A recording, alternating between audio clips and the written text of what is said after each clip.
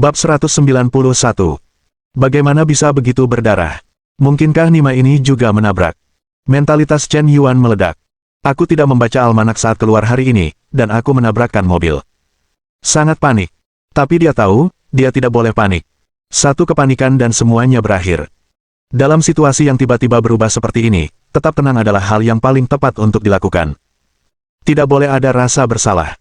Ruoyu, izinkan aku memperkenalkanmu. Ini Qin Bingsui, mantan ketua serikat mahasiswa Universitas Huda kita, dan sekarang bekerja di perusahaan teknologi Liu. Setelah Chen Yuan memperkenalkan Xiao Ruoyu, dia menoleh dan memperkenalkan Qin Bingsui. Kak Qin, ini Xiao Ruoyu, teman sekelasku di SMA, dia sekarang bos gedung Jinmao, gedung ini sekarang miliknya.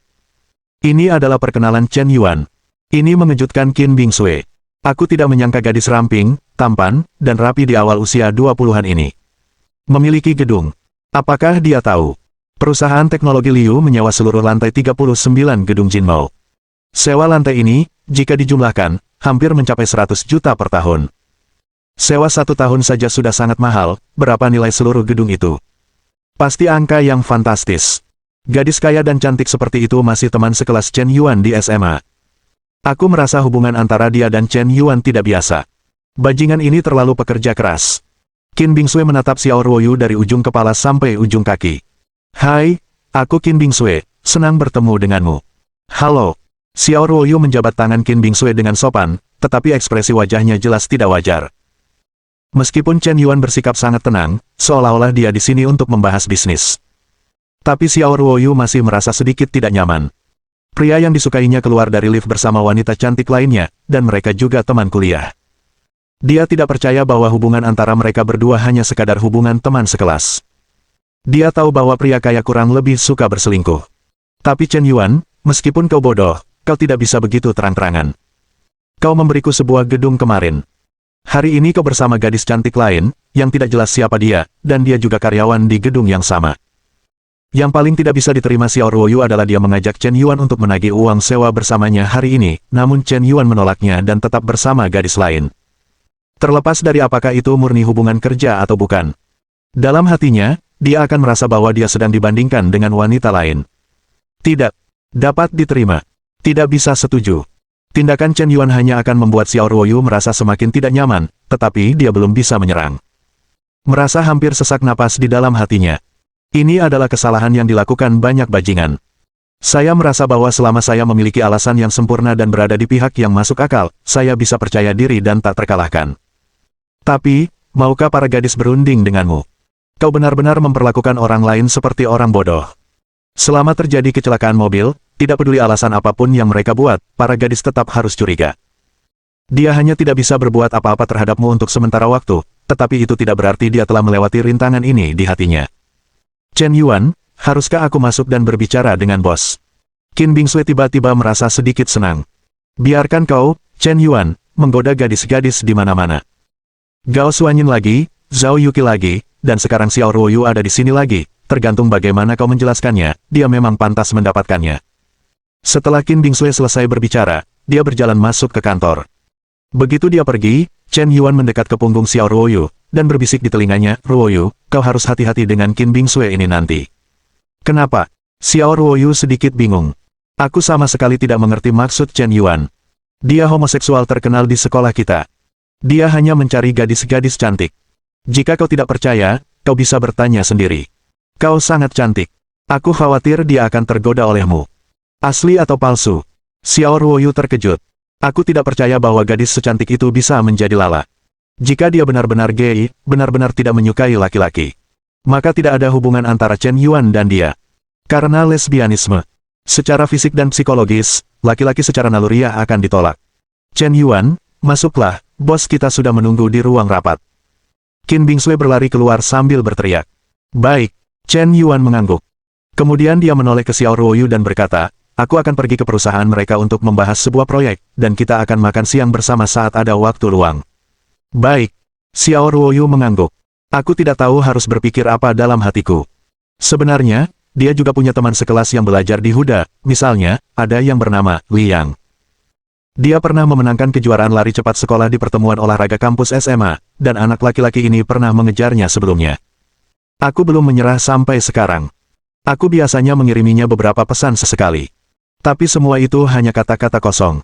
Karena kasih sayang teman-teman sekelasnya, dia tidak memblokir Liang. Setelah berpikir sejenak, Xiao Ruoyu melakukan panggilan suara ke Liang. Liang segera menjawab. Dia sedikit bersemangat. Sepertinya Xiao Ruoyu, Dewi yang selama ini menghantuinya di SMA, bahkan akan berinisiatif meneleponnya. Mungkinkah Dewi itu akhirnya melihat kebaikanku? Setelah 5 tahun berusaha tanpa henti, dia akhirnya tergerak. Jika dia benar-benar jatuh cinta pada Xiao Ruoyu, bukankah Ying akan dianggap sebagai bola? Aku sama sekali tidak langka. Hei, Ruoyu, kenapa kau meneleponku saat ada waktu luang? Ada apa? Katakan saja jika ada urusan. Benar, teman sekelas Liang, aku ingin bertanya sesuatu. Ada Qin Bingsui di sekolahmu, apakah kau mengenalnya? Xiao Ruoyu bertanya. Oh, kau bilang Qin Bingsui, gadis tercantik nomor 1 di Huda, hampir semua cowok di sekolah kita kenal, tapi dia sudah lulus tahun ini, teman sekelas Ruoyu, kenapa kau bertanya tentang dia? Aku hanya bertanya iseng, apakah Qin Bingsui ini punya masalah psikologis? Begitu Xiao Ruoyu mengatakan ini, Liang langsung berpikir. Mungkinkah rumor itu benar? Qin Bingsui benar-benar gay. Dia menyukai perempuan. Entah kenapa, dia kebetulan bertemu Xiao Ruoyu. Dia tertarik dengan para Xiao Ruoyu yang cantik, jadi lesbian ini mulai mengejar Xiao Ruoyu dan menyerangnya habis-habisan. Xiao Ruoyu merasakan persahabatan yang tidak normal antara perempuan, jadi dia menelepon untuk berkonsultasi. Ini kesempatanku untuk mengungkapkan perasaanku. Pikirnya dalam hati. Liang mulai bercerita, dan dia menggambarkannya dengan jelas. Berbicara tentang kakak senior Qin, dia juga orang miskin.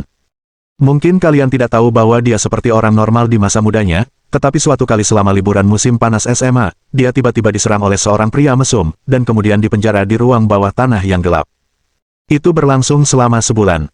Selama bulan itu, dia menderita penyiksaan yang tidak manusiawi. Ketika dia diselamatkan, dia hampir mengalami gangguan saraf dan menjadi gila. Meskipun kondisinya membaik kemudian, dia juga mulai menjadi orang asing, dan dia sangat defensif terhadap semua laki-laki. Petik 2. Sejak saat itu, dia menjadi homoseksual. Dia hanya menyukai perempuan dan tidak menyukai laki-laki. Ada beberapa gadis di sekolah kita yang telah diperkosa olehnya. Hampir semua kader yang dia promosikan ke serikat mahasiswa adalah perempuan. Jadi begitu, terima kasih, teman sekelas Liang. Xiao Ruoyu berterima kasih. Sama-sama, ngomong-ngomong, Ruoyu, kenapa kamu menanyakan hal-hal ini? Liang mengganti topik, berencana untuk mengobrol lebih banyak dengan Xiao Ruoyu. Chen Yuan yang memberitahuku. Sepertinya aku terlalu banyak berpikir lagi kali ini. Chen Yuan benar-benar tidak berbohong padaku. Dia dan Qin Bingsui benar-benar tidak ada hubungannya. Tutup dulu, jangan kita bahas ini. Tunggu sebentar. Tut-tut-tut gelombang. Xiao Ruoyu sudah menutup telepon. Liang menatap telepon dengan linglung. Tiba-tiba ia membayangkan sebuah adegan yang membuat pikirannya meledak. Si brengsek ini, Chen Yuan, berpacaran dengan Xiao Ruoyu dan Qin Bingsui secara bersamaan. Siapa sangka mobil tiba-tiba terbalik, lalu si brengsek ini membuat alasan untuk memberitahu Xiao Ruoyu bahwa Qin Bingsui gay. Xiao Ruoyu tidak mengenal banyak teman sekelas di Huda, dan kebetulan dia salah satunya, jadi dia meneleponnya dan banyak bertanya. Lalu entah kenapa, dia malah membantu Chen Yuan menjelaskan. Ya Tuhan, bagaimana mungkin aku membantu Chen Yuan? Puff, Liang hampir memuntahkan seteguk darah. Bab 192. Perselisihan antara Liang dan Chen Yuan sudah lama tak terselesaikan. Seandainya saja dia tahu ini lebih awal, pasti akan memperburuk keadaan. Jika Chen Yuan tidak disiksa sampai mati, nama keluarganya tidak akan Li. Tapi apa yang telah dia lakukan sekarang? Dia malah membantu Chen Yuan menghilangkan kecurigaannya, dan membantu Chen Yuan jatuh cinta pada Xiao Ruoyu, Dewi yang telah dia kagumi selama bertahun-tahun. Memberikan orang yang kau sayangi kepada musuhmu dengan tanganmu sendiri. Apa-apaan ini? Bagaimana hal seperti itu bisa terjadi? Tidak, aku tidak bisa membiarkan ini terjadi. Liang menelepon balik. Xiao Ruoyu mendengar nada dering ponsel dan mendapati Liang menelepon lagi. Dia berpikir sejenak dan menekan jawab. Hei, mahasiswa Liang, ada yang lain. Ruoyu, jangan percaya kata-kataku, tidak, jangan percaya omong kosong Chen Yuan, dia berbohong padamu. Jadi, kau berbohong padaku tadi, bukankah Qin Bingsui gay? Aku tidak berbohong padamu barusan, tapi Chen Yuan yang berbohong padamu. Dia bajingan. Dia suka menggoda perempuan. Tahukah kau bahwa bukan hanya Qin Bingsui yang ada hubungannya dengannya? Aku tidak tahu berapa banyak perempuan di sekolah kita yang mengenalnya. Aku tidak tahu, bahkan mantan pacarku pun direbut oleh si jalang Chen Yuan itu. Li Yang berusaha menjelaskan sebaik mungkin. Dia berharap Xiao Ruoyu bisa melihat dengan jelas betapa buruknya Chen Yuan itu. Murid Li Yang, bukankah kau mengirimiku pesan beberapa waktu lalu, mengatakan bahwa kau telah mencintaiku selama bertahun-tahun, dan kau telah menungguku selama 5 tahun, dan kau tidak pernah membicarakan pacar. Lalu masalahnya muncul, mantan pacarmu ditangkap. Apa yang terjadi dengan perebutan pacar oleh Chen Yuan? Apakah kau berbohong padaku sebelumnya? Atau kau mencoba berbohong padaku sekarang? Aku, Li Yang bingung. Mengapa kau melibatkan dirimu sendiri? Bagaimanapun penjelasannya, sepertinya dia berbohong. Lagi pula, tahukah kamu siapa yang paling kubenci? Dia adalah penjahat yang menjelek-jelekkan orang di belakang mereka dan menyebarkan gosip. Kurasa orang seperti itu sangat tidak terhormat. Setelah Xiao Ruoyu selesai berbicara, dia langsung menutup telepon. Dia punya penilaian sendiri. Li Yang seharusnya mengatakan yang sebenarnya tanpa menyadarinya terlebih dahulu, tetapi ketika dia mendengar bahwa dia dan Chen Yuan bersama, dia langsung mengubah kata-katanya. Jelas sekali bahwa hatinya yang jahat belum mati dan ingin memfitnah orang lain. Keahlian macam apa yang dimiliki jika menjelek-jelekkan orang di belakang mereka? Xiao Ruoyu langsung menutup telepon. Li Yang menelepon lagi. Kali ini Xiao Ruoyu benar-benar kesal, jadi dia langsung memblokirnya. Sial. Li Yang melihat tanda seru merah di kotak dialog. Rasanya ingin mati saja. Bagaimana mungkin ini terjadi? Mengapa ini terjadi? Kau benar-benar mengatakan bahwa aku mengatakan yang sebenarnya. Apa yang kukatakan itu benar. Mengapa kau tidak mempercayainya? Li Yang meraung marah pada telepon. Kata-kata itu terbagi menjadi 2 bagian. Tepat ketika Xiao Ruoyu sedang berbicara dengan Li Yang, Chen Yuan mengikuti Qin Bingsui ke sebuah kantor yang sangat mewah. Kantor ini berukuran sekitar meter persegi. Ada meja, rak buku, lemari arsip, meja teh, sofa, dan ruang teh. Kantor ini mengadopsi desain jendela dari lantai hingga langit-langit. Melalui gedung 39 lantai, Anda dapat melihat pemandangan indah dan makmur dari seluruh Sungai Chu dan Jalan Han. Ini memberi orang perasaan mengendalikan hidup dan mengawasi semua makhluk hidup. Di kantor itu ada Yu Manxing, CEO perusahaan teknologi Liu. Ini adalah gambaran standar seorang wanita yang kuat. Dia memiliki rambut pendek dan sedang serta riasan yang menawan. Dia berusia 30-an dan masih memiliki pesona yang memikat. Dia mengenakan rok low modis yang dirancang khusus untuk kantor. Dilihat dari mata Chen Yuan, penampilannya seharusnya mendapat nilai 7 poin. Jangan berpikir bahwa 7 poin sangat rendah. Faktanya, dalam kehidupan nyata, di antara sekitar 20 gadis, mungkin tidak ada satupun yang penampilannya mencapai 7 poin. 7 poin, termasuk dalam level bunga kelas atas. Terlebih lagi, dia sudah berusia 30-an, dan penampilannya telah menurun. Dia seharusnya lebih cantik ketika berusia 20 tahun. Tuan Yan, silakan duduk. Xiao Xue, buatkan kopi untuk Tuan Yan. Perintah Yu Manxing. Baik. Qin Bingsui mengangguk. Sebenarnya, Yu Manxing tahu bahwa Chen Yuan masih sangat muda, karena sepupunya pernah bertemu Chen Yuan sebelumnya. Tetapi setelah melihat orang aslinya, dia masih merasa bahwa pihak lain terlalu muda. Seorang mahasiswi junior yang baru berusia 21 tahun dapat menggunakan ratusan juta dana sesuka hati. Kemarin bahkan lebih buruk. Aku mendengar bahwa menara Jinmo telah dibeli oleh seseorang, dan orang yang membelinya adalah Tuan Yan sendiri. Kekayaan Yan Zong tidak perlu dibuktikan lagi. Tetapi yang mengejutkan Yu Manxing adalah setelah Tuan Yan membeli gedung Jinmo, dia beneran memberikannya kepada seorang perempuan. Ini berita paling menggembirakan. Sebuah gedung senilai lebih dari 2 miliar yuan, diberikan cuma-cuma. Dia belum pernah melihat orang yang rela menghabiskan uang begitu besar hanya untuk mendapatkan wanita. Ketika gadis ini datang ke perusahaan untuk menagih uang sewa hari ini, dia terkejut sejenak. Tuan Yu, singkat cerita, saya dengar Anda ingin meminta pembiayaan. Tanya Chen Yuan langsung. Ya, Tuan Yan, mengapa Anda tidak melihat laporan data terlebih dahulu? Aplikasi memancing yang diluncurkan perusahaan kami telah melampaui 2018 juta pengguna dalam waktu kurang dari 3 tahun sejak diluncurkan pada tahun 3000, dan data pengguna aktif harian juga tinggi. Sekitar 500 juta, perusahaan kami akan meluncurkan fungsi teknologi baru di masa mendatang, dan saya yakin dengan teknologi ini, kami pasti akan mendapatkan pangsa pasar yang lebih tinggi. Sambil berbicara, Yu Manxing mengeluarkan laporan data. Chen Yuan tidak mengerti hal-hal ini. Bahkan jika dia mengerti, dia tidak akan mempercayainya. Saat ini, bahkan perusahaan-perusahaan top dunia pun terkadang memalsukan data mereka. Hanya dengan membuat laporan data dan membiarkan saya mempercayai Anda. Apakah saya sebegitu naifnya? Baiklah, Anda tidak perlu membaca laporan data. Sebelum saya datang ke perusahaan Anda, saya telah melakukan survei di aplikasi Liu. Silakan berikan perkiraan harga sendiri. Menurut Anda berapa nilai perusahaan Anda? Chen Yuan membuang laporan data tersebut. Sambil bersandar di kursi, dia berkata dengan santai. Yu Manxing benar-benar tidak bisa mengendalikan gaya bicaranya. Dengan latar belakang kekayaan yang ditunjukkan oleh Chen Yuan, sungguh bukan lelucon untuk mengatakan bahwa dia telah menyelidiki perusahaannya terlebih dahulu. Orang memang memiliki kekuatan untuk melakukan ini. Karena tidak ada rahasia yang perlu dibicarakan, tidak perlu berbohong. Tuan Yan cepat bicara, jadi mari kita buka jendela atap dan katakan yang sebenarnya. Saya telah mendirikan perusahaan ini selama 3 tahun, dan saya telah menginvestasikan hampir juta yuan. Saya masih menjadi pemegang saham penuh. Aplikasi Liu menempati peringkat pertama di antara perangkat lunak serupa di negara ini. Ketiga, nilai pasar saya untuknya adalah juta. Tentu saja, ini hanya karena algoritma cerdas AI terbaru belum diluncurkan, dan dana operasional perusahaan kami tidak cukup. Jika kami memiliki dana yang cukup untuk iklan, ditambah dengan algoritma cerdas AI terbaru, saya yakin dalam setahun, aplikasi Liu akan menjadi nomor 1 di negara ini. Jadi Anda sudah berbicara panjang lebar, berapa nilai spesifiknya? Chen Yuan sedikit tidak sabar. 1 miliar. Yu Manxing menyipitkan matanya. Sebelumnya, dia pernah berbicara dengan perusahaan investasi lain tentang investasi sebesar 1 miliar yuan, tetapi mereka menolaknya mentah-mentah, karena menganggap aplikasi Liu sama sekali tidak bernilai sebesar itu. Pihak lain ingin menggunakan 30 juta yuan untuk mengakuisisi persen saham aplikasi Liu. Dia tidak setuju. Bab 193. 1 miliar. Chen Yuan mengerutkan kening. Yu Manxing sedikit ragu, apakah Tuan Yan juga berpikir bahwa valuasi ini terlalu tinggi. Tapi dia sangat yakin dengan AI cerdas yang baru saja dikembangkan timnya. Bahkan teknologi ini saja, dia pikir nilainya bisa mencapai 1 miliar. Hanya saja arah keuntungan aplikasi Liu saat ini tidak begitu jelas.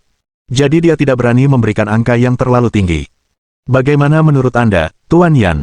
Saya rasa tidak. Hanya 1 miliar dan Anda berbicara dengan saya begitu lama.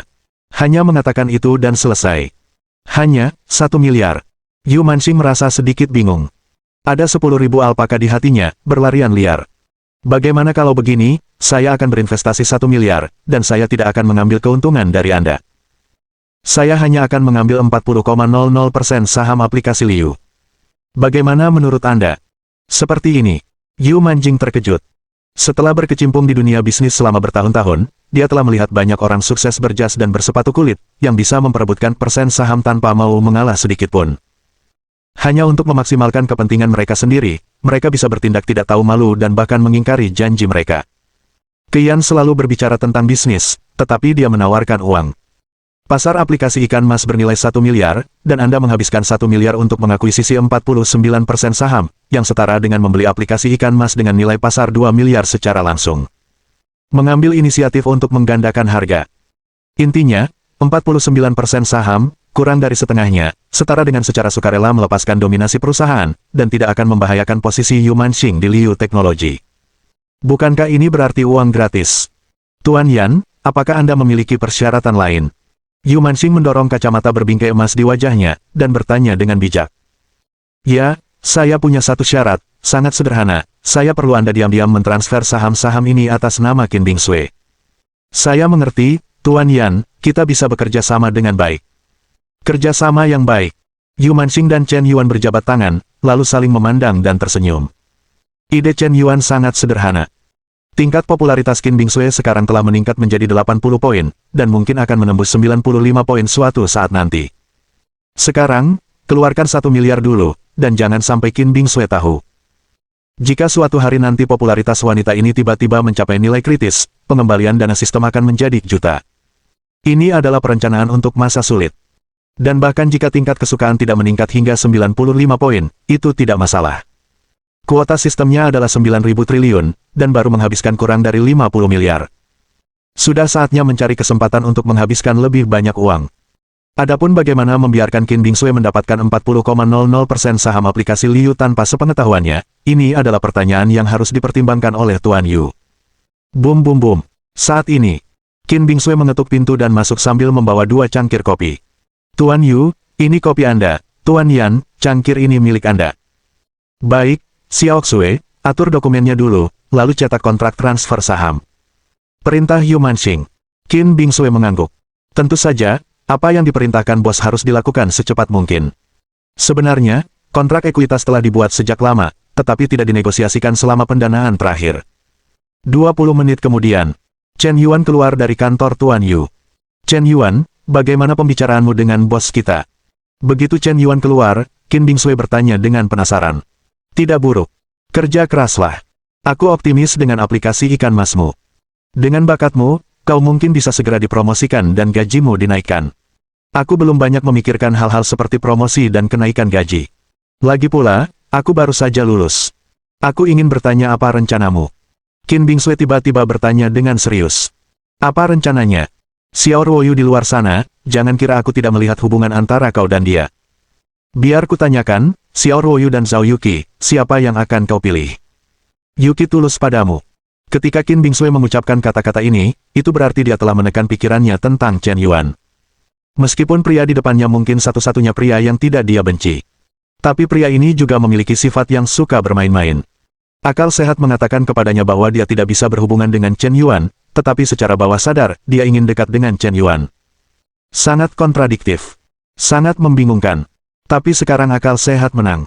Jika Chen Yuan bisa melanjutkan hubungannya dengan Zhao Yuqi, dia akan memilih untuk memberi restu. Kenapa aku harus memilih? Aku menginginkan keduanya. Kau menginginkannya. Ya, tidak bisa. Mendengar jawaban Chen Yuan, Qin Bingsui merasa seperti disambar petir. Ketiga pandangannya hancur. Dia sudah lama mengenal Chen Yuanza, tapi dia tidak menyangka anak ini begitu saleh. Bisakah kau mengucapkan kata-kata seperti itu? Kau takut kau ingin pergi ke surga. Tapi entah kenapa, meskipun Chen Yuan bajingan, dia tidak merasa jijik di hatinya. Mungkin itu rutinitas munafik. Chen Yuan terlihat lebih nyata. Dia juga tidak menyembunyikannya, dia bajingan yang terbuka dan jujur, bajingan yang terus terang dan belak-belakan. Katakan saja langsung, aku menginginkannya. Jika kau merasa tidak nyaman, aku tidak bisa berbuat apa-apa. Kau benar-benar hebat, kau bisa mengatakan hal seperti itu, tapi aku masih berpikir. Apa yang kau pikirkan? Tidakkah kau tahu bahwa aku suka bermain-main dengan wanita? Ini bukan hari pertama kau mengenalku. Meskipun begitu, kau masih di sekolah kemarin, dan kau melemparkan dirimu ke pelukanku dan berlari ke anak laki-laki untuk mencuci pakaian dalamku di asrama. Kurasa kau cukup kontradiktif. Jika kau benar-benar menyukaiku, mengapa kau tidak berani mengakuinya secara terbuka dan bertanya padaku apakah aku harus memilih Zhao Yuqi atau Xiao Ruoyu? Mengapa kau tidak bertanya padaku apakah aku akan memilihmu? Dan aku rasa kau bukan orang baik. Jika kau benar-benar ingin melindungi Zhao Yuqi, seharusnya kau tidak menggodaku seperti itu kemarin. Kurasa aku lebih terbuka darimu dalam hal perasaan. Kau tidak pantas memberiku pelajaran. Chen Yuan selesai berbicara. Tanpa menoleh, dia berbalik dan pergi. Sangat gagah. Sangat keren. Perasaan menunjuk hidung gadis sekolah dan mengumpat ini begitu menenangkan. Membuatmu panas dan dingin, apakah aku memanjakanmu? Kata-kata Chen Yuan membuat Qin Bingsui termenung. Bisa dikatakan langsung menusuk jiwanya. Merobek daun ara terakhir di tubuhnya dengan keras. Di zaman materialistis dan penuh uang ini, semua orang kurang lebih egois di dalam hati mereka, dan ketika mempertimbangkan masalah, mereka semua mementingkan diri sendiri. Tidak ada yang suci. Bukan Chen Yuan, bukan Qin Bingsui. Mengapa kau harus berpura-pura bahwa itu untuk kebaikan orang lain? Apa yang dikatakan Chen Yuan seperti menunjuk hidung Qin Bingsui dan menyebutnya munafik. Tidak ada yang pernah mengatakan itu sebelumnya. Qin Bingsui juga tidak menyadarinya. Tapi saat ini, dia tiba-tiba tidak bisa membantah. Dia cukup munafik. Dia tidak berani menghadapi perasaan sebenarnya. Bahkan tidak punya keberanian untuk melawan. Kau bilang dia sedingin es, sombong dan angkuh. Sebenarnya, dia sedikit lebih rendah. Apakah aku benar-benar munafik? Jadi, aku memang selalu seperti ini. Aku tidak seterbuka Chen Yuan. Saya tidak berhak memberinya pelajaran. Qin Bingsui sedikit bingung. Xiao Xue, tanda tangani dokumen ini. Bab 194. Qin Bingsui melamun. Dia mengira dokumen itu adalah formulir lamaran kerja biasa. Dia tidak terlalu mempedulikannya, hanya menandatanganinya begitu saja. Dia terus memikirkan dirinya sendiri dalam hatinya. Dia harus mengakui bahwa perilakunya kemarin tidak hanya munafik, tetapi juga sangat kekanak-kanakan. Apakah sikap yang dia tunjukkan kepada Chen Yuan benar-benar hanya hubungan teman sekelas? Hanya membodohi diri sendiri. Xiao Xue, pergi ke ruang rapat perusahaan untuk berkumpul, Tuan Yu ada pengumuman. Setelah beberapa saat, seorang sekretaris perusahaan memanggil. Dia tidak hanya memberitahu Qin Bingsui, tetapi juga semua karyawan perusahaan. Totalnya hampir 300 orang dari semua departemen. Tak lama kemudian, lebih dari 300 orang berkumpul di aula rapat yang besar. Sebenarnya, Aula rapat ini tidak kecil, dengan luas lebih dari 180 meter persegi. Jika itu adalah rapat departemen perusahaan, ruangannya lebih dari cukup. Tetapi jika karyawan dari semua departemen perusahaan berkumpul bersama, akan terlihat agak sesak. Begitu Qin Bingsui masuk ke ruang rapat, dia mendapati bahwa banyak orang sudah tiba. Ada departemen keuangan, departemen teknologi, departemen operasional, departemen manajemen, departemen personalia, departemen perencanaan, dan departemen lainnya. Termasuk manajer dan direktur dari berbagai departemen, semuanya juga berpartisipasi dalam rapat ini. Selain itu, ada beberapa karyawan yang sedang bertugas di luar negeri, atau manajemen yang sedang berlibur, semuanya telah memulai konferensi video. Jelas sekali, rapat staf mendadak ini sangat besar. Saya ingat rapat rutin perusahaan diadakan beberapa hari yang lalu. Mengapa kita harus mengadakannya lagi? Rapat rutin perusahaan biasanya diadakan sebulan sekali. Kali ini, Pak Yu tiba-tiba mengadakannya. Pasti ada sesuatu yang sangat penting untuk diumumkan. Saya dengar perusahaan kita baru-baru ini mencari pendanaan modal Ventura. Diperkirakan masalah ini akan segera diselesaikan. Mungkin akan ada pemegang saham baru yang bergabung. Sekelompok karyawan yang sedang makan melon banyak berbicara. Semua orang ingin tahu, siapa bos baru ini. Yu Manxing sebenarnya adalah orang yang sangat licik. Ketika aplikasi Liu didirikan, dia bukanlah pemilik tunggal. Awalnya dia hanya memegang 20,00% saham perusahaan. Ada 5 pemegang saham di perusahaan tersebut. Namun pada tahun 2019, aplikasi memancing ikan mas tersebut menghadapi ancaman serius. Karena pengguna aplikasi Liu menyebarkan beberapa konten yang kurang positif, reputasi keseluruhan perangkat lunak tersebut menjadi tidak begitu baik. Aplikasi ini hampir diklasifikasikan sebagai perangkat lunak sosial yang vulgar. Oleh karena itu, aplikasi tersebut dihapus untuk perbaikan. Krisis inilah yang menyebabkan pemegang saham lain dari aplikasi Liu melarikan diri dan menjual saham mereka dengan harga rendah. Yu Manxing berdiri tegak di saat kritis. Ketika perusahaan mengalami kesulitan besar, saham pemegang saham lain diakuisisi. Pada saat itu, gaji lebih dari 100 karyawan dibayarkan olehnya seperti biasa. Ketika perusahaan tidak menghasilkan keuntungan, perusahaan mengalami kerugian bersih beberapa juta setiap bulan. Dia dengan paksa menahan tekanan selama setengah tahun. Secara bertahap, aplikasi yang awalnya buruk ini berubah dan kembali ke jalur yang benar. Saat ini, di antara aplikasi sejenis, aplikasi Liu telah mencapai posisi nomor 3. Yang terbaik seharusnya adalah Dahongsu. Nilai pasar Dahongsu saat ini telah melebihi 60 miliar. Pangsa pasarnya jauh lebih tinggi daripada aplikasi Liu. Namun Yu Manxing yakin bahwa setelah menerima suntikan modal dari Tuan Yan, dalam 2 tahun, ia dapat membuat aplikasi Liu mencapai level yang sama dengan Dahongsu. Yu Manxing tersenyum dan melirik Qin Bingsui. Semuanya, saya memanggil kalian ke sini hari ini untuk mengumumkan sesuatu. Perusahaan kita akan mempromosikan seorang wakil presiden baru-baru ini. Begitu kata-kata ini keluar, semua eksekutif puncak perusahaan duduk tegak. Posisi wakil presiden perusahaan telah lama kosong. Mantan wakil presiden adalah pemegang saham utama perusahaan dan salah satu pendiri aplikasi Liu. Karena setelah menjual saham perusahaan ia mengundurkan diri dari posisi wakil presiden. Hingga sekarang, posisi wakil presiden masih kosong. Sekarang, manajemen setiap departemen sedikit bersemangat. Karena mereka semua memiliki kesempatan untuk menjadi wakil presiden. Suasana secara bertahap menjadi tegang. Beberapa manajer sudah bersiap-siap. Sekarang, saya umumkan bahwa kandidat untuk wakil presiden perusahaan adalah Nona Qin Bingsui, baik hati. Suara Yu Manxing terdengar. Lebih dari 300 karyawan yang hadir semuanya menatap Qin Bingsui. Qin Bingsui sendiri tercengang.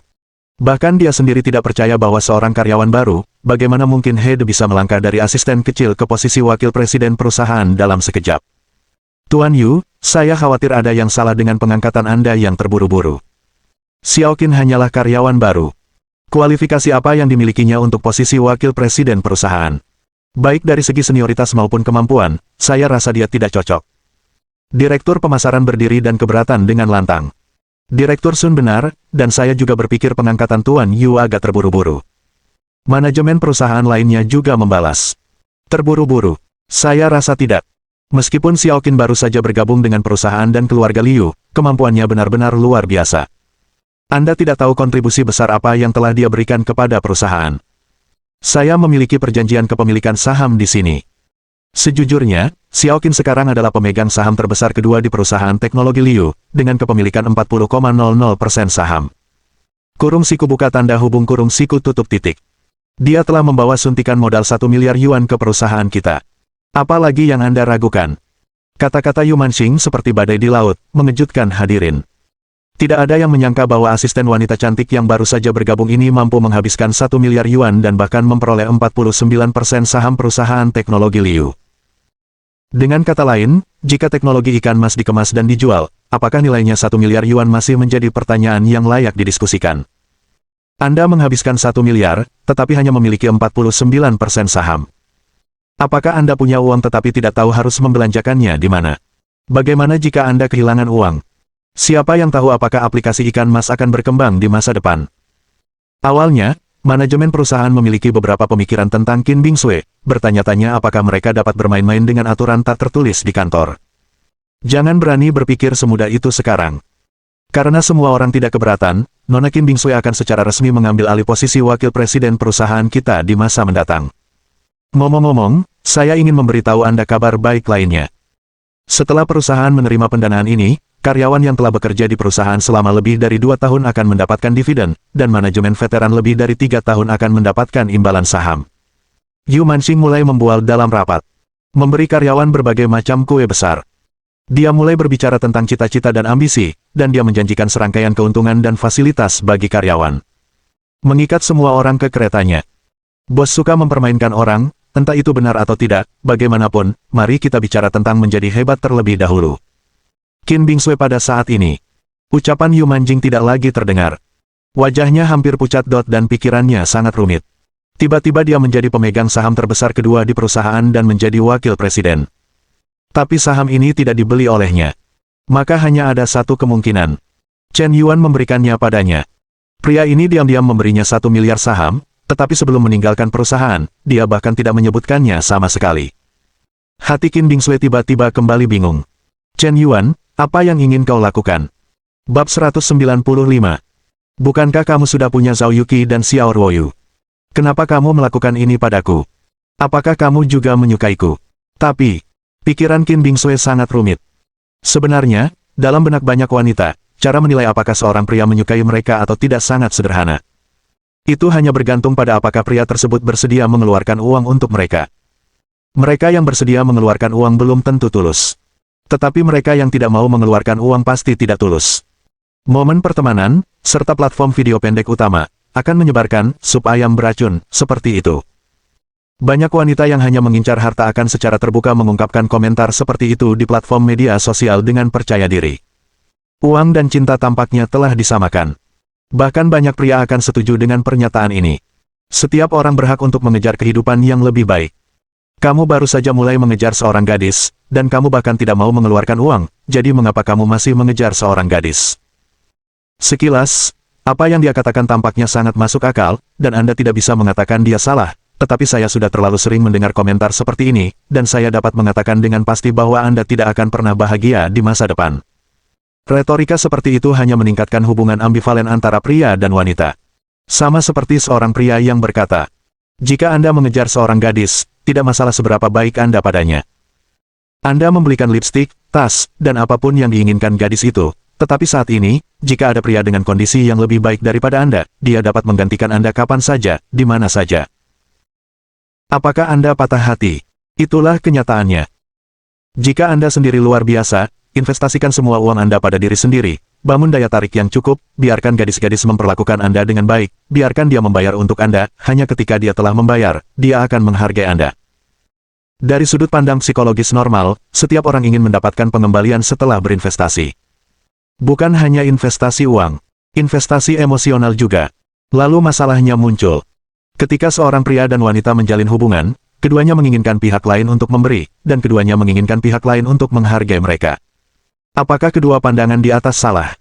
Sebenarnya, keduanya benar. Tetapi pria dan wanita sama-sama berlawanan dan bertentangan. Kedua belah pihak memiliki argumen yang masuk akal. Siapa yang harus Anda dengarkan? Terlalu banyak mendengar omong kosong hanya akan membuat pria dan wanita sama-sama enggan memberi, dan hanya ingin satu sama lain memperlakukan Anda dengan baik. Tidak ada yang mau menderita.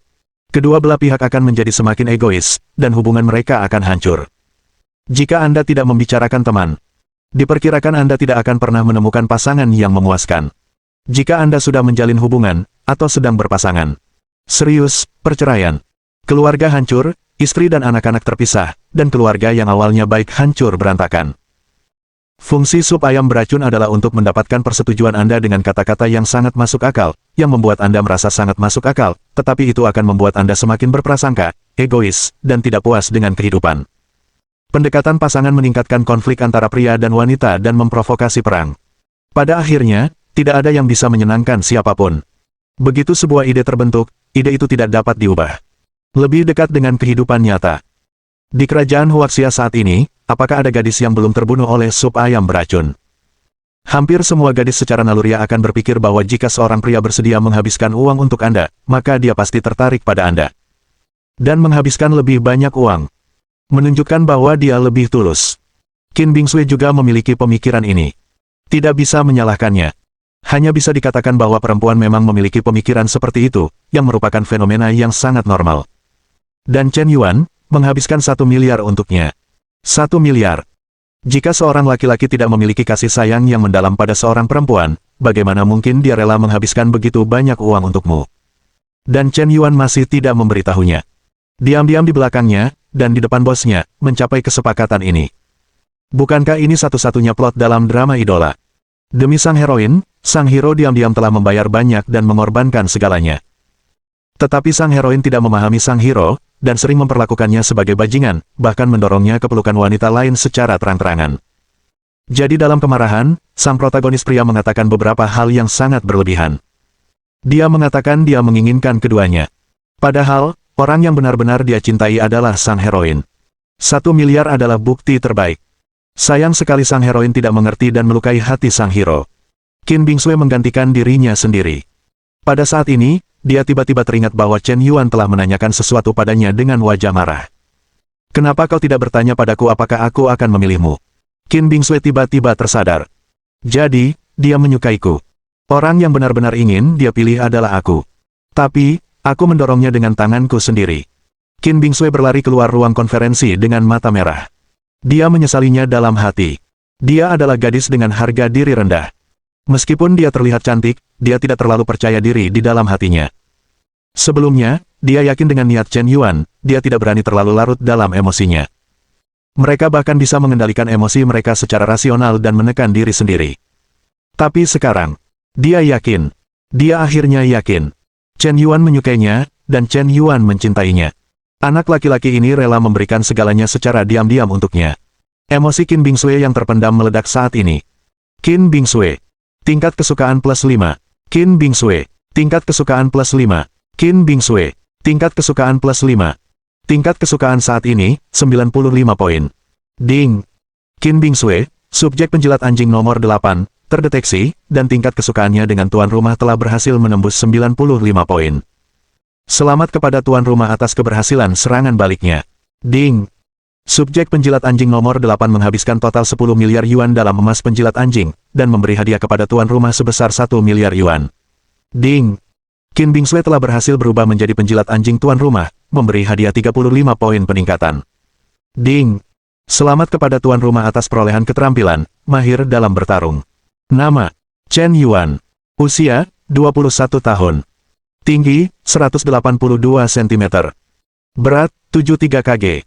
Kekuatan, 45. Konstitusi, 45. Semangat, 30. Kelincahan, 55. Nilai rata-rata orang dewasa normal 10. Status. Sangat kuat. Poin penguatan, 84. Keterampilan. Bola basket LV100 piano LV60 tari LV20 bertarung LV10 bahasa Inggris LV5 bahasa Rusia LV5 bahasa Prancis LV5 bahasa Korea LV5. Kata-kata tersebut dibagi menjadi 2 bagian. Apakah menurutmu Chen Yuan benar-benar memiliki kasih sayang yang mendalam untuk Qin Bingsui? Sebenarnya tidak. Tentu saja, laki-laki secara alami menyukai perempuan cantik, itu tidak bisa disangkal. Tapi Chen Yuan tidak harus Qin Bingsui. Posisi Qin Bingsui di hati Chen Yuan bahkan tidak sebanding dengan Xiao Ruoyu, atau Zhao Yuqi. Bagi Chen Yuan, menghabiskan 1 miliar terlalu membosankan, dan dia hanya ingin menghasilkan lebih banyak uang. Selain itu, ketika Chen Yuan memarahi Qin Bingsui barusan, dia benar-benar hanya ingin memarahinya. Tidak ada makna yang dalam di baliknya. Tapi Qin Bingsui tidak berpikir begitu lagi. Dia merasa Chen Yuan menyukainya.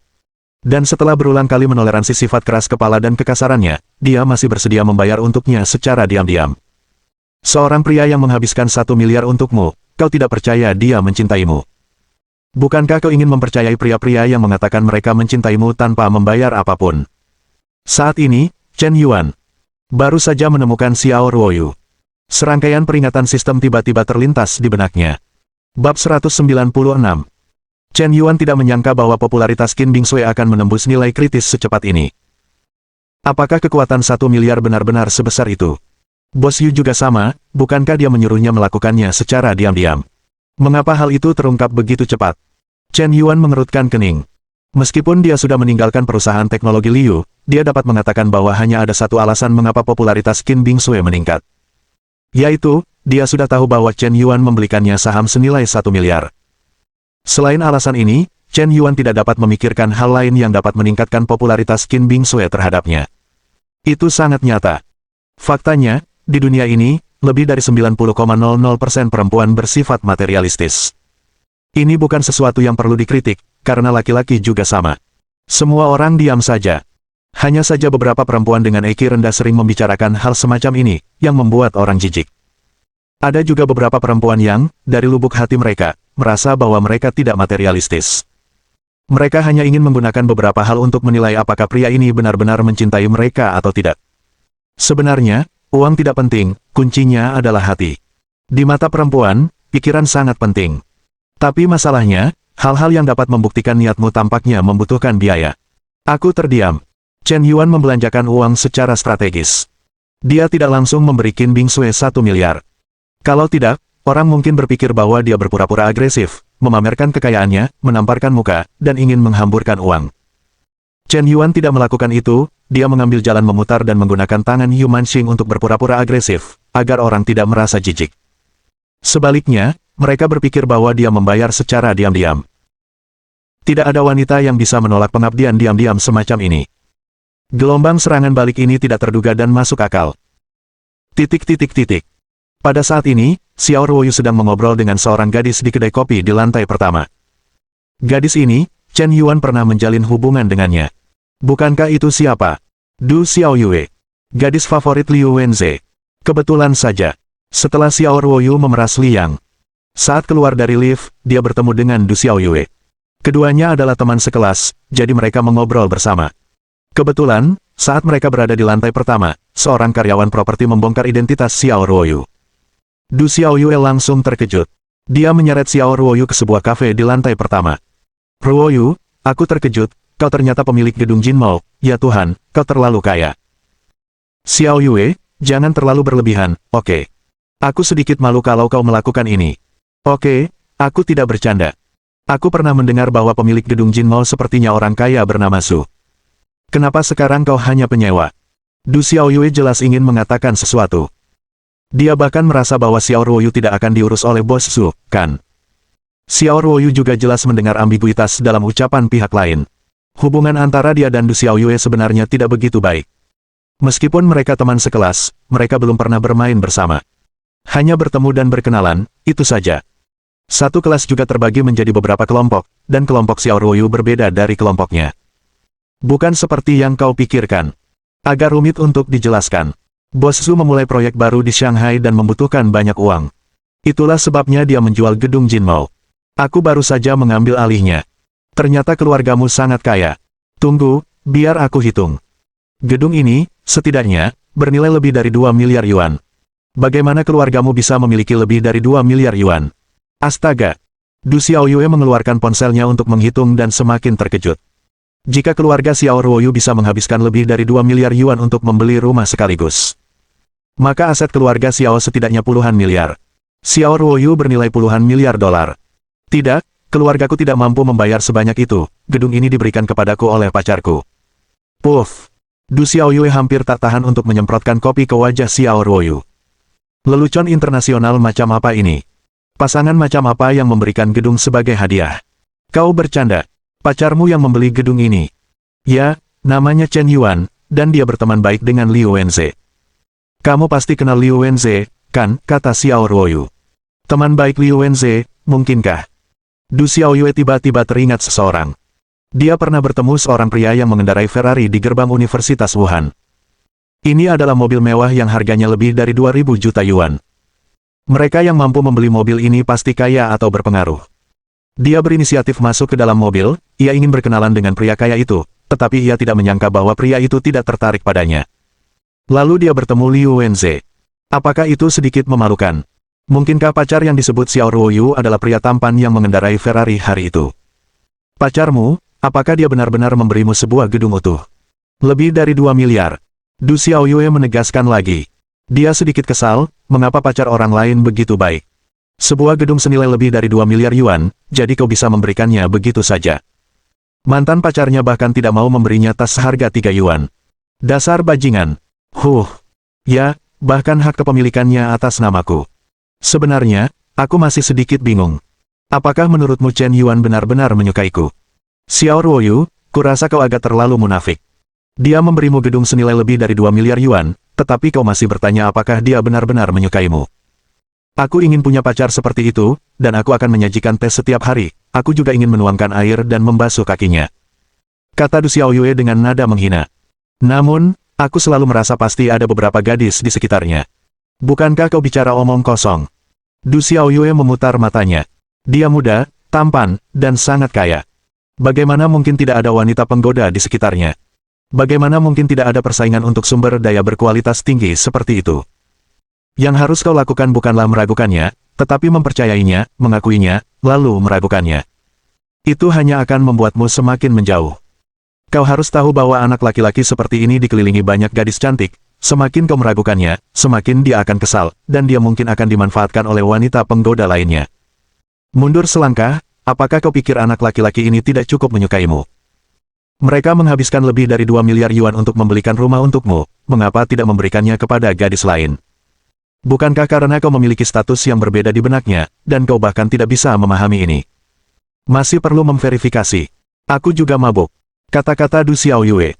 Xiao Ruoyu langsung tersadar. Tiba-tiba ia menyadari bahwa sebelumnya ia sedikit berada di ambang jalan buntu. Mungkin setelah Chen Yuan membelikannya sebuah bangunan, ia sedikit khawatir tentang untung rugi. Rasanya selalu tidak nyata. Ketika ia melihat Chen Yuan dan Qin Bingsui keluar dari lift bersama, ia panik. Setelah tersadar, ia mulai menyadari bahwa ini adalah keadaan yang sangat buruk. Tidak ada pria yang menyukai wanita yang selalu curiga sepanjang hari. Kau benar, terima kasih Xiao Yue, Chen Yuan telah banyak berbuat untukku, tetapi sebenarnya aku belum berbuat apapun untuknya, aku merasa sangat bersalah saat memikirkannya. Bab 197. Pikiran Xiao Ruoyu berubah, dan seluruh tubuhnya tiba-tiba merasakan pencerahan. Secara tepat, dia sebenarnya bukan pacar Chen Yuan. Tidak ada pengungkapan, pengakuan, atau komitmen verbal di antara keduanya. Dari awal hingga akhir, Chen Yuan lah yang memberinya banyak hal. Dia juga membantu keluarganya menyelesaikan krisis kebangkrutan, memberinya sebuah bangunan, dan bahkan membantunya menahan pukulan saat masih SMA. Anak laki-laki ini sebenarnya cukup pendiam dan terkendali. Dia tidak ingin mengatakan apa yang telah dia lakukan.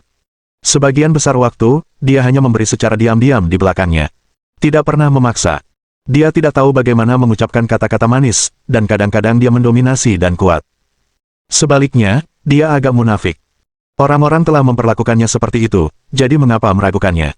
Mungkin karena dia terlalu peduli, jadi dia merasa sedikit tidak percaya diri di dalam hatinya.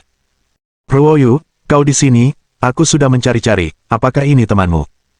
Saat Xiao Ruoyu tenggelam dalam pikirannya, tiba-tiba sebuah suara yang familiar datang dari belakangnya. Saat ia menoleh, Chen Yuan sudah berdiri di belakangnya. Chen Yuan, kau di sini. Izinkan aku memperkenalkanmu. Ini teman sekelasku di kampus, Du Xiaoyue, yang juga dari jurusan bahasa asing. Oh, jadi teman sekelas Xiaoyue. Aku Chen Yuan. Senang bertemu denganmu. Apakah kita pernah bertemu di suatu tempat? Kau tampak familiar, kata Chen Yuan sambil tersenyum. Du Xiaoyue juga terkejut saat melihat Chen Yuan. Benar saja, tebakannya tepat. Orang yang membelikan gedung untuk Xiao Ruoyu adalah pria tampan yang mengendarai Ferrari di gerbang Universitas Wuhan hari itu. Benar-benar dia. Pria tampan ini muda, tampan, dan murah hati. Dia benar-benar bisa memberikan gedung sebagai hadiah. Sungguh membanggakan. Dia benar-benar menantu terbaik. Versi modern dari pangeran tampan. Du Xiaoyue terharu. Pria tampan, kau lupa, kita pernah bertemu sekali sebelumnya, dan kau masih bersama Liu Wenze. Sebenarnya, Aku dan Wenze juga berteman baik. Saat kau mengatakan itu, aku sepertinya sedikit terkesan. Chen Yuan dan Du Xiaoyue berjabat tangan dengan sopan. Chen Yuan hanya menyentuhnya dengan ringan, tepat sebelum ia melepaskannya. Ujung jari Du Xiaoyue malah dengan lembut menepuk telapak tangan Chen Yuan. Sepertinya ada makna provokatif di baliknya. Wanita ini jelas mencoba merayunya. Bahkan bermain-main di depan Xiao Ruoyu. Ding! Operasi menjilat anjing dimulai. Nama: Du Xiaoyue. Usia: 21 tahun. Tinggi: 165 cm. Berat: XNUMX kek. Nilai wajah: 8,2 poin. Tingkat kesukaan gadis itu dengan tuan rumah: 65 poin. Ding! Tingkat kesukaan terlalu tinggi, pengikatan gagal. Chen Yuan tidak tertarik pada Du Xiaoyue. Dia tidak suka gadis yang berinisiatif masuk ke mobil mewah. Terlebih lagi, ini adalah gadis yang disukai Liu Wenze. Ngomong-ngomong, Ruoyu, apakah kamu keberatan jika aku menambahkan teman sekelas Chen Yuan di WeChat? Dia dan Liu Wenze berteman baik, dan aku dan Wenze juga berteman baik. Jika kamu menambahkan teman, mungkin kita akan punya kesempatan untuk pergi bersama di masa depan. Du Xiaoyue bertanya dengan licik. Pernyataannya sangat spesifik. Alih-alih langsung meminta WeChat Chen Yuan, dia meminta Xiao Ruoyu apakah dia bisa menambahkan WeChat Chen Yuan di depan Xiao Ruoyu. Ini memberi Xiao Ruoyu cukup harga diri. Jika Anda meminta WeChat langsung kepada Chen Yuan, mungkin Chen Yuan akan menolak Xiao Ruoyu secara langsung karena takut akan pendapat Xiao Ruoyu. Tapi berbeda jika meminta pendapat Xiao Ruoyu terlebih dahulu. Orang-orang hanya bersosialisasi secara normal. Hanya berteman, Anda tidak akan begitu pelit, kan? Ketika dia bertanya seperti ini, sulit bagi Xiao Ruoyu untuk menolak. Anda bisa menambahkannya jika mau, saya tidak keberatan. Xiao Ruoyu melirik Du Xiaoyue dengan waspada. Saya baru saja berterima kasih. Sekarang berbalik dan Anda ingin merebut seorang pria dari saya. Chen Yuan, jika Ruoyu setuju, Anda tidak akan menolak, kan? Ini hanya menambahkan teman, jangan begitu pelit, langsung saja ajak saya berteman. Du Xiaoyue sangat santai, dan membuka kode QR WeChat-nya dengan nada bercanda. Lepaskan. Chen Yuan memindainya. Orang-orang membicarakan hal ini. Sepertinya tidak terlalu menjaga harga diri jika Anda tidak menambahkannya. Dan menambahkan teman WeChat tidak berarti apa-apa. Du Xiaoyue jelas-jelas seorang bajingan. Selama dia cowok berkualitas, dia akan mendahulukan teman. Tidak terburu-buru. Perlahan-lahan, kembangkan ikan di kolam. Semakin banyak ikan di kolam, semakin banyak pilihan yang dia miliki. Tidak masalah apakah dia cowok, sudah punya pacar, atau belum. Tidak masalah. Mendahulukan teman. Dia tidak harus merebut pojok orang lain. Bagaimana jika suatu hari kalian putus? Ketika cowok berkualitas tinggi ini putus, apakah mungkin dia masih memikirkannya? Ini sama saja dengan memasang pertanda buruk. Selama ada semakin banyak cowok seperti ini di lingkaran pertemanannya, akan selalu ada sumber daya bagus yang bisa dia pilih. Ini adalah trik seorang bajingan. Hampir seperti bajingan. Sama halnya dengan menebar jaring secara luas dan fokus pada satu target. Terlebih lagi, di kalangan pria, burung-burung yang sejenis berkumpul bersama, dan orang-orang terbagi menjadi beberapa kelompok. Di sekitar cowok baik, Anda selalu dapat menemukan cowok baik yang sama. Ini sama artinya dengan Anda telah menangkap ikan, dan ada sarang ikan di bawah ikan tersebut. Ada sumber daya tak terbatas yang dapat dimanfaatkan. Mencari kuda dengan menunggang keledai, memelihara ikan, itu sama sekali tidak terlalu menarik. Tidak perlu terburu-buru. Rencanakan dulu. Akan selalu ada peluang nanti. Tapi dasar bajingan, jika kau ingin membesarkanku, Raja Laut, kau mungkin terlalu banyak berpikir. Chen Yuan mencibir dalam hatinya. Ngomong-ngomong, kamu sudah makan siang. Kenapa kita tidak makan hotpot saja? Aku ingat ada restoran Haidilao di lantai 7. Du Xiaoyue mengusulkan. Kalau begitu, aku panggil Liu Wenze juga, karena banyak orang. Kata-kata Chen Yuan membuat Xiao Ruoyu sangat puas. Sebenarnya, untuk makan siang, dia hanya ingin makan berdua saja dengan Chen Yuan. Tapi jangan repot-repot menundukkan kepala dan mengusir Du Xiaoyue. Dua wanita dan satu pria, makan bersama terasa agak canggung. Panggil saja Liu Wenze, itu sudah pas. Hei, Liu tua, datanglah untuk makan malam, di Jalan Cuhehan, nanti aku kirimkan lokasinya. Chen Yuan langsung memanggil Liu Wenze. Makan, aku tidak mau. Liu Wenze menolak. Kenapa? Ini sudah siang, kenapa harus makan malam di Jalan Cuhehan? Mahal. Apakah kamu pernah berkencan dengan seorang gadis? Ya. Chen Yuan mengakui dengan jujur. Kau sudah pernah pacaran dengan seorang gadis, dan kau masih ingin aku jadi bola lampu. Apa kau ingin aku makan makanan anjing? Aku tidak punya kecenderungan masokis seperti itu. Kau yakin tidak akan datang? Aku yakin, aku masih harus mengerjakan PR dan mempersiapkan ujian masuk pasca sarjana, kata Liu Wenze dengan tegas. Baiklah, siapa itu? Du Xiaoyue. Liu Wenze bilang dia tidak akan datang. Tunggu sebentar, Kakak Yuan, aku akan segera ke sana gelombang-gelombang. Liu Wenze menutup telepon. Chen Yuan menggelengkan kepalanya. Dengan temperamen Lao Liu, Du Xiaoyue mungkin bisa mengendalikannya sampai mati. Perbedaan peringkat antara keduanya terlalu besar. Belum lagi apakah kau bisa mengejar atau tidak, bahkan jika kau berhasil mengejar, aku khawatir kau akan mengulangi kesalahan yang sama seperti menjilat anjing. 20 menit kemudian. Bab 198. Liu Wenze menelepon. Meminta Chen Yuan untuk menjemputnya. Masalahnya, Lao Liu agak ceroboh dalam hal navigasi. Dia tidak bisa menentukan arah di tempat yang tidak dikenal. Bahkan jika ada lokasi, dia hanya bisa menemukan lokasi umum, bukan lokasi yang tepat. Ruoyu, Xiaoyue, kalian pesan dulu, aku akan menjemput Lao Liu, dan aku akan segera ke sini. Oke.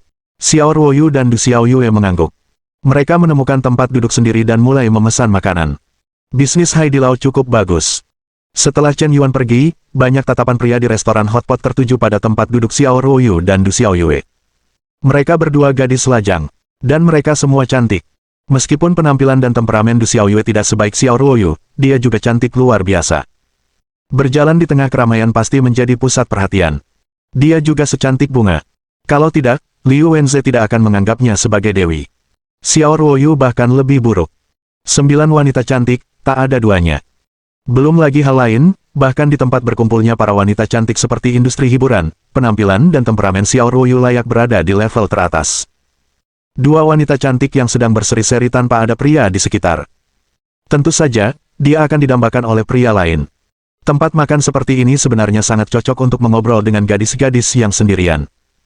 Ini memiliki tingkat keberhasilan yang lebih tinggi daripada langsung mengajak gadis-gadis di WeChat di jalan. Bukan tidak mungkin bagi seseorang yang sedikit lebih berpengaruh untuk langsung berbagi meja dengan seorang gadis.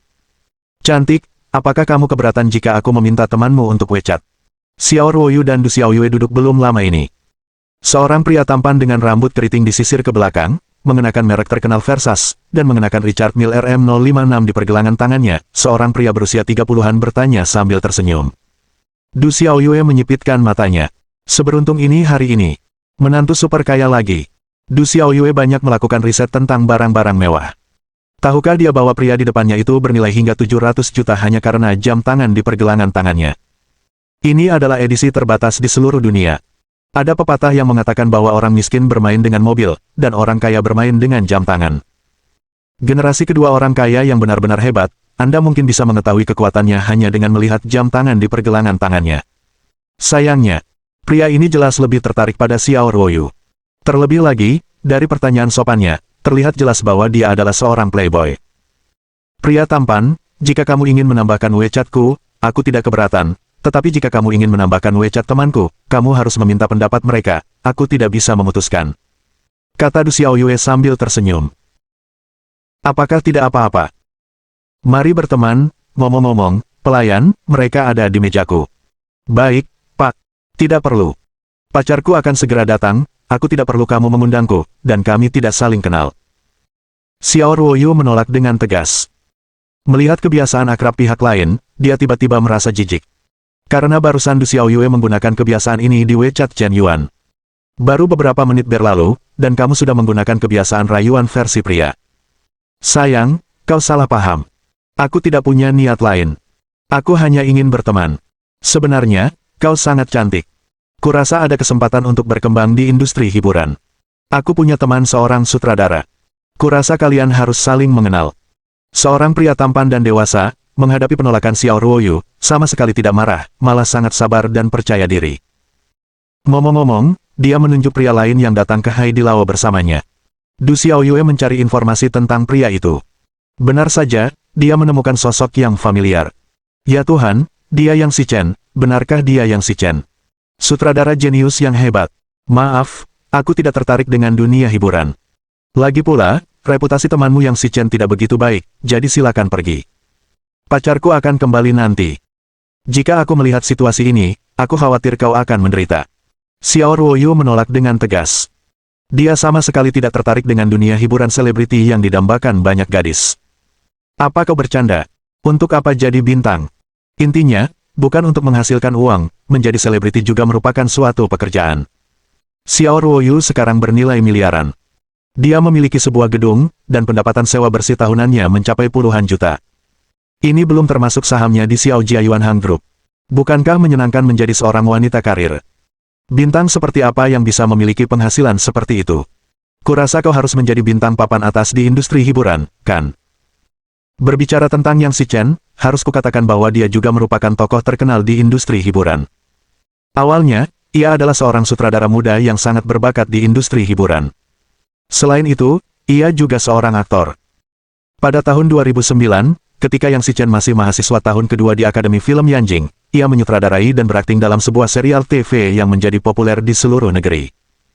Pada tahun 2011, Yang Shichen menjadi terkenal dalam sekejap dan membuat sensasi di seluruh negeri dengan investasi murah sebesar 500 juta yuan dalam sebuah film tentang cinta remaja, yang menghasilkan pendapatan box office 1 miliar yuan.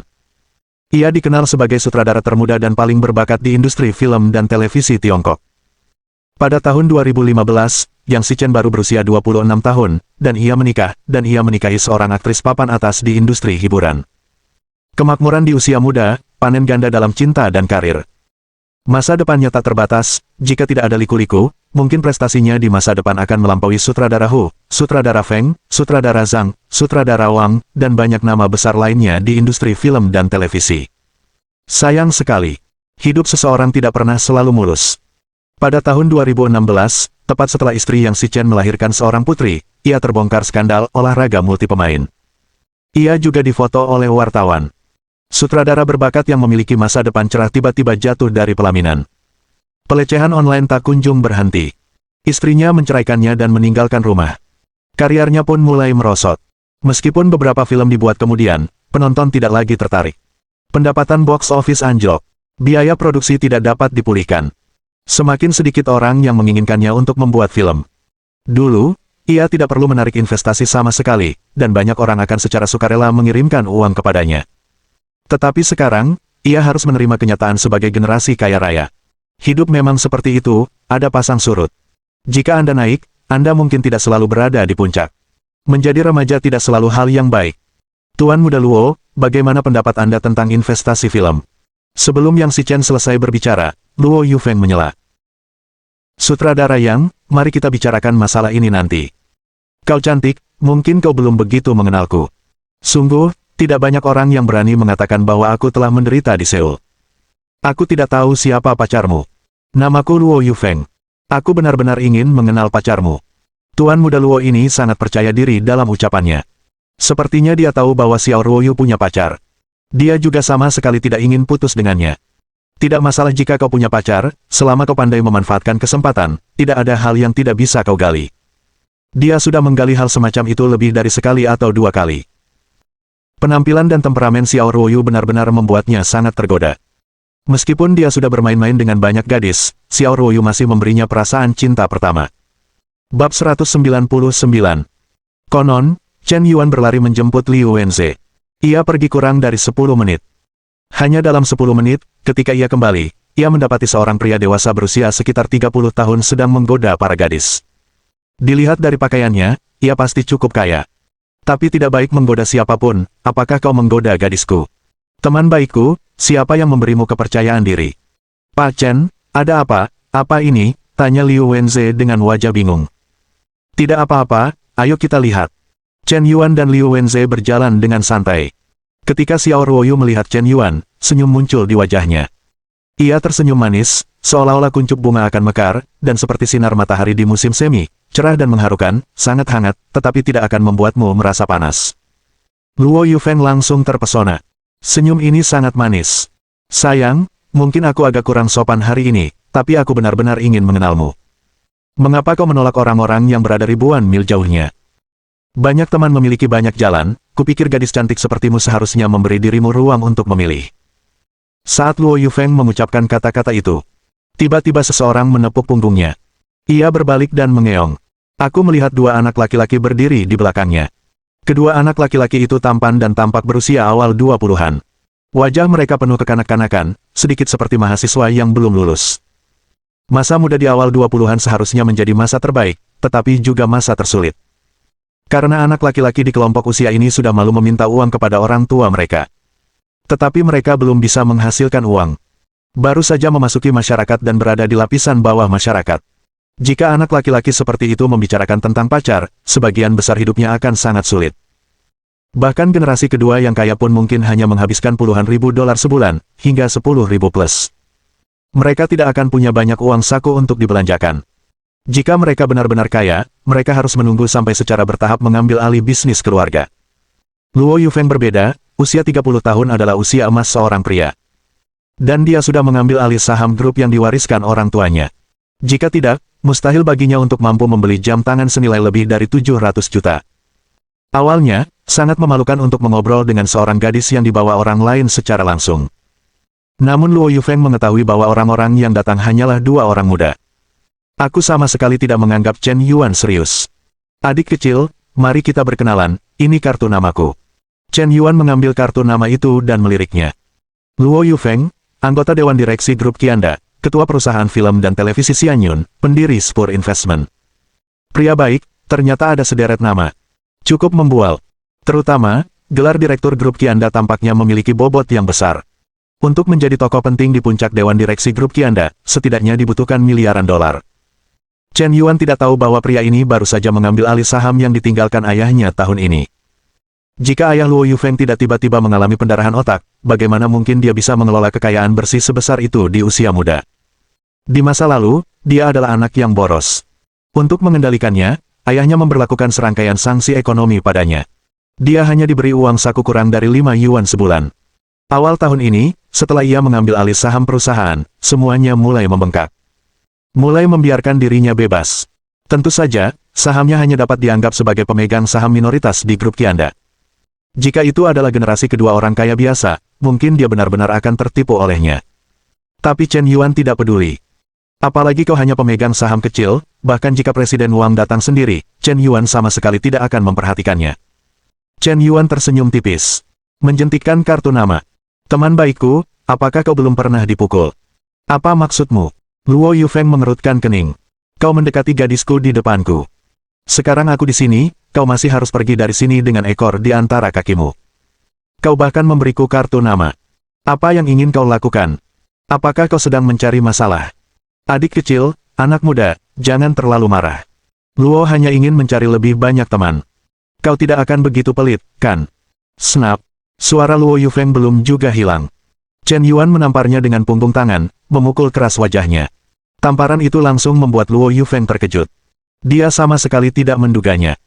Setelah menyerahkan kartu namanya dan mengungkapkan latar belakangnya, bagaimana mungkin pemuda ini memukulnya? Ini benar-benar tidak masuk akal. Direktur Tangtang Qianda Group dilempari benda ke wajahnya oleh seorang mahasiswa. Luo Yufeng marah. Dia benar-benar marah. Dasar bajingan kecil, berani-beraninya kau memukulku. Luo Yufeng meraung untuk melawan. Tepat saat dia bergegas mendekat, Chen Yuan menendangnya. Dia mengurangi kekuatannya dan hanya menggunakan sepertiga kekuatannya. Namun demikian, Luo Yufeng hampir ditendang begitu keras hingga dia tidak bisa bangun. Tuan Muda Luo, apakah Anda baik-baik saja? Tanya Yang Si Chen. Sialan, tunggu aku akan membiarkanmu berkeliling hari ini, panggil seseorang. Luo Yufeng meraung marah. Gerakan di sini. Tak lama kemudian, manajer restoran Hotpot terkejut. Manajer, ada perkelahian di toko kami, apakah Anda ingin memanggil polisi? Perkelahian. Pergi dan lihat. Manajer restoran Hotpot mengerutkan kening. Ketika dia sampai di aula depan. Luo Sao Luo, apakah kau dipukuli? Manajer Huang, Anda datang tepat waktu, usir kedua bajingan kecil ini. Manajer Huang menatap tajam Chen Yuan dan Liu Wenze setelah mendengar ini. Dia tahu bahwa kesempatan untuk bertindak telah tiba. Tuan Muda Luo ini memiliki latar belakang yang menakjubkan. Karena saya suka makan hotpot, saya adalah pelanggan tetap di toko ini. Jika kinerja di gelombang ini bagus dan Sao Luo puas, mungkin akan ada peluang yang lebih besar untuk pengembangan. Dua tuan, kalian tidak diterima di toko ini, silakan keluar. Selain itu, kalian melukai orang tanpa sengaja, dan toko ini memiliki kamera pengawasan video. Saya sarankan kalian segera meminta maaf kepada Sao Luo, jika tidak, kami akan menuntut kalian secara hukum. Manajer Huang memimpin sekelompok karyawan dan berkata dengan tegas. Apakah Anda yakin ingin saya meminta maaf kepada Luo dan mengusirnya? Chen Yuan menarik telinganya dan bertanya dengan dingin.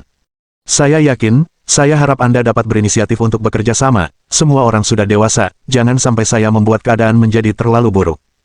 Suasana tiba-tiba menjadi mencekam. Bahkan, sejak pertama kali konflik pecah. Xiao Ruoyu mengeluarkan ponselnya dan menelepon pemilik properti. Suara manajer Huang baru saja terdengar.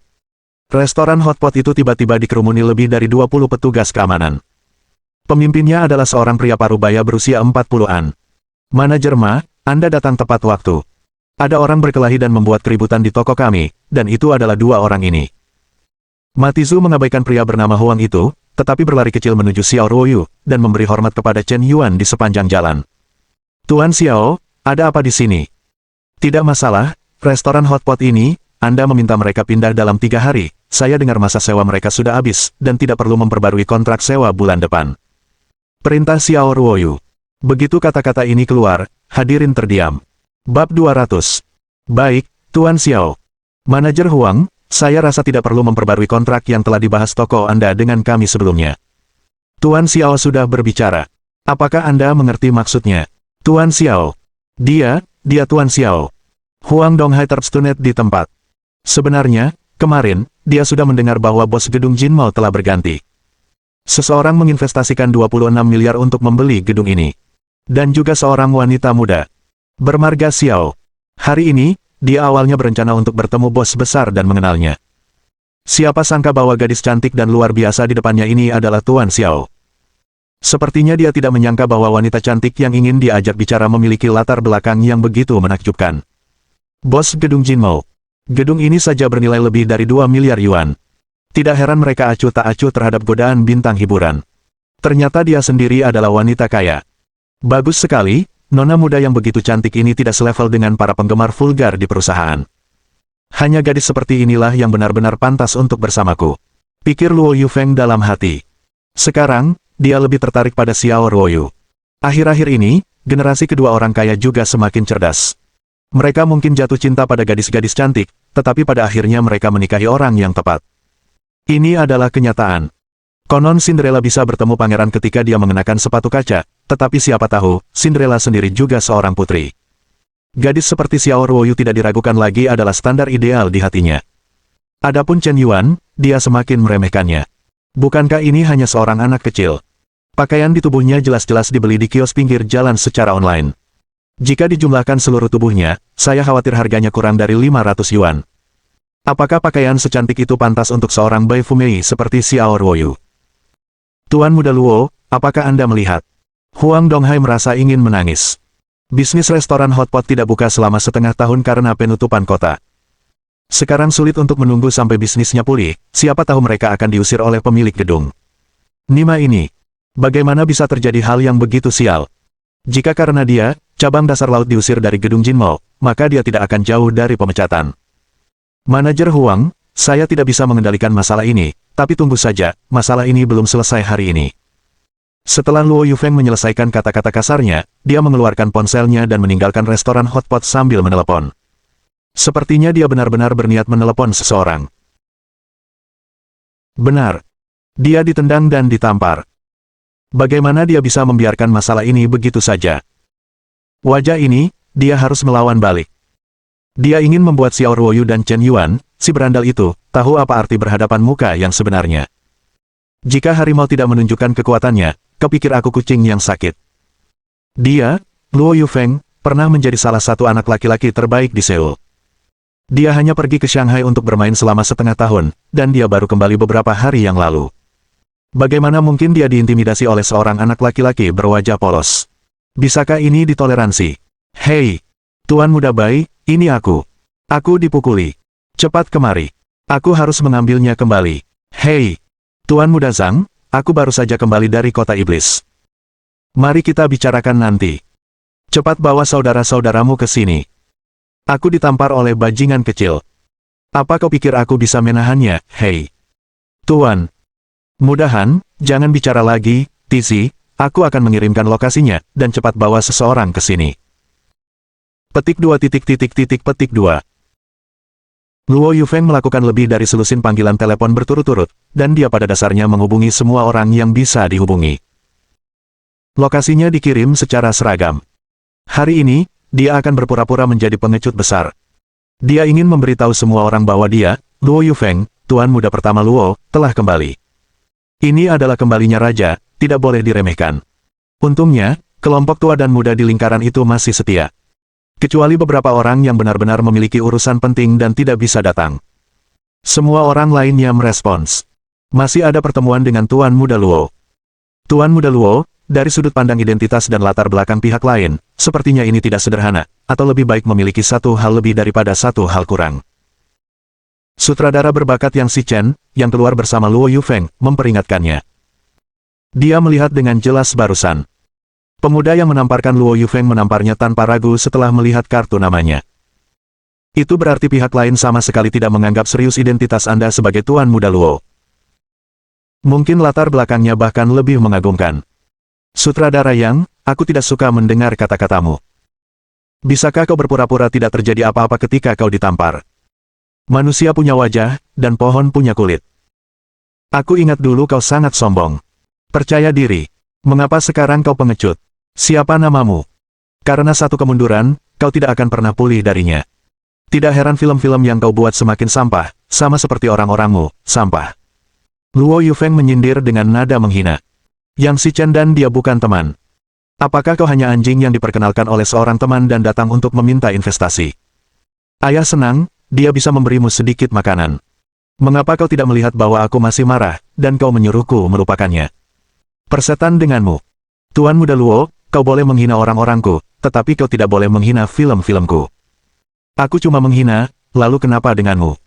Film-film yang kau buat sampah, dan kau tidak membiarkan orang membicarakan sampah itu. Sutradara jenius macam apa kau pikir kau masih sama seperti dulu. Sejujurnya, kau bahkan tidak sebagus sutradara kelas 3 sekarang. Kau sudah di-greening, tapi kau pergi, aku belum pernah melihat orang sebodoh ini. Kau pikir kau masih bisa bergaul di lingkaran pergaulan setelah menghina Tuan Muda Li? Kau benar-benar terlalu banyak berpikir. Luo Yufeng mencibir tanpa malu-malu. Ketika Yang Xichen mendengar ini, urat-urat di dahinya berkedut hebat, dan rongga matanya merah. Jika itu terjadi di masa lalu, jika seseorang berani mengatakan hal seperti itu di depannya, dia akan berani mengambil pisau dapur dan mencincang seseorang. Tapi sekarang, dia secara bertahap telah menghaluskan sisi-sisi dan sudut-sudutnya. Tidak ada lagi kesombongan di masa lalu. Ya, dia memang sampah. Alasan mengapa dia jatuh ke posisi sekarang adalah karena Li Shao, Li Jiamu, dan ibu kota iblis. Mantan istrinya adalah bintang papan atas dan awalnya memiliki keluarga bahagia. Dia adalah seorang pemuda yang penuh talenta. Namun secara tidak sengaja, dia mengetahui bahwa istrinya diam-diam telah dikuasai oleh Li Jiamu, dan telah menjalin hubungan yang tidak pantas dengan Tuan Muda Li setelah menikah. Karena itu, dia marah. Di sebuah pesta makan malam, Li Shao memecahkan gelas anggur di depan umum. Kemudian dia menjadi kedinginan. Dari seorang sutradara jenius, dia jatuh dari puncak kejayaannya. Dia telah mengerahkan upaya yang tak terhitung jumlahnya dan ingin bangkit kembali, tetapi selalu ada orang yang menghalanginya. Mungkin, dia tidak memiliki kesempatan untuk mendapatkan kembali kejayaannya yang dulu. Dia telah berpikir untuk mencari seorang tuan muda yang setara dengannya untuk melawan Li Jiamu. Namun, jelas sekali, orang-orang yang telah mencapai level ini tidak akan menyinggung karakter seperti itu hanya karena dia, seorang sutradara yang sedang terpuruk. Karena itu tidak sepadan. Mohon dukungan dari omom ante-ante sekalian, buat subscribe atau sharekan novel Mimin ke Facebook kalian, agar channel Mimin bisa terus berkembang. Dengan begitu, Mimin bisa lebih semangat untuk up novel seru lain ke depannya. Buat teman-teman yang sudah subscribe dan sharekan novel Mimin, Mimin ucapkan terima kasih sebanyak-banyaknya. Sekiranya teman-teman menghadapi masalah video diputar dalam bahasa Inggris, coba tukar kepada bahasa Indonesia original melalui cara ini. Semasa mendengarkan, pencet tombol setting di atas kanan video, pilih audio track dan tukar bahasa.